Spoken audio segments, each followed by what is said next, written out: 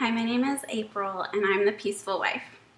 I wanted to address something that some people have brought up. I get asked every once in a while, aren't you sad? You must be so oppressed. Why would you live this way and let your husband be the leader in your marriage? That's so archaic, that's so old-fashioned. You must actually be really sad.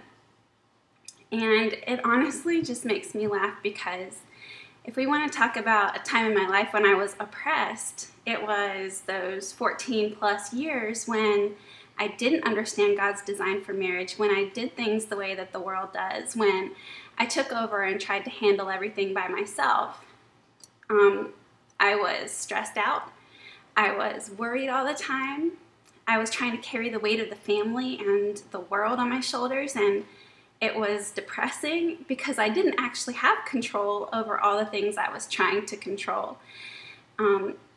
I was afraid a lot, and I didn't have any peace, and I was lonely because I had repelled my poor husband because I was so critical and blaming and hostile and prideful and self-righteous, and I looked down on him as if he was not good enough, and I didn't get to have the intimacy that I wanted because I was sabotaging our marriage because I didn't understand God's design. So that was oppressive. I was miserable, my husband was miserable, our children suffered too. Now, God showed me my sin, so He cleansed me from all that yuck and replaced it with joy and peace and patience and kindness and goodness, gentleness, self-control, the fruit of His Spirit. So every day now I have the fruit of God's Spirit in my heart. I don't feel oppressed. I've had more joy and peace and fulfillment and satisfaction and contentment than I've ever had in my life. And the reason for that is that I'm finding my contentment in Jesus now. I find my identity in Him. I'm not looking to my husband to be responsible for my happiness. I'm not making him into an idol. I'm not depending on myself, thinking that I have all the wisdom and that I have to make it all work out. I'm putting my trust fully in God. And when we obey God and we trust God, we get to experience the benefits and blessings of His Spirit controlling our life. And when that happens, we have life and peace in our minds instead of all the worry and fear and anxiety.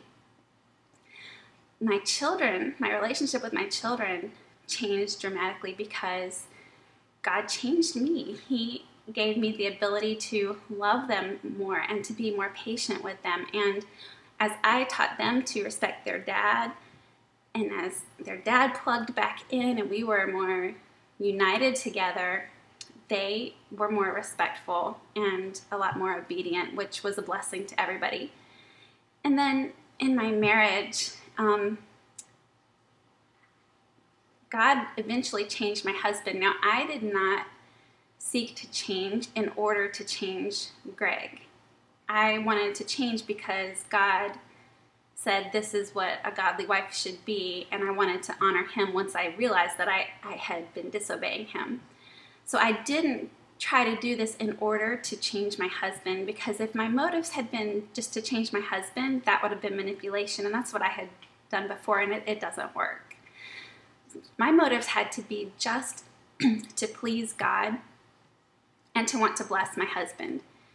So those were my motives, and God began to change me, and then God began to change my husband. And now, when I ask Him to do something, if I ask Him anything, He's usually very happy to do it. When I was emasculating Him and humiliating Him and badgering Him and nagging Him and lecturing Him and putting Him down and criticizing Him and condemning Him and blaming Him for everything that was wrong in our marriage, He shut down and became very unplugged, and I was upset. I wanted Him to be close to me again. I missed Him.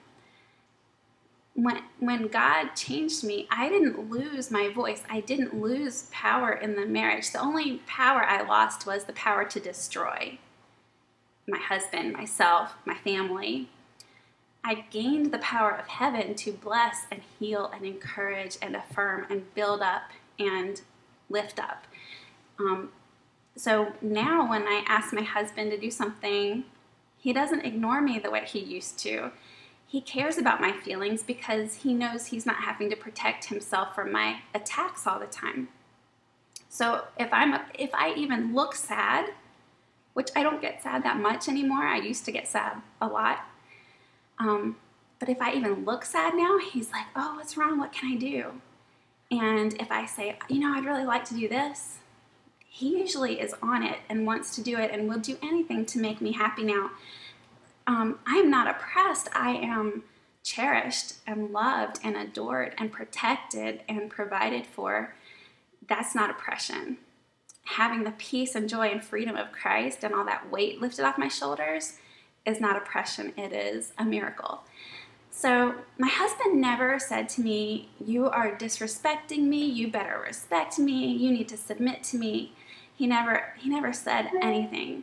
And he never told me I had hurt him either. But after about 2.5 years, 3 years, he said, I want you to teach other wives what God has shown you. Other wives need to know this. Other marriages need this.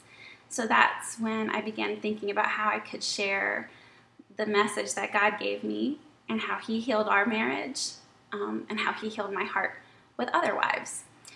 So if you have any questions, you're welcome to comment, and you can always find me at my blog, www.peacefulwife.com. Thanks.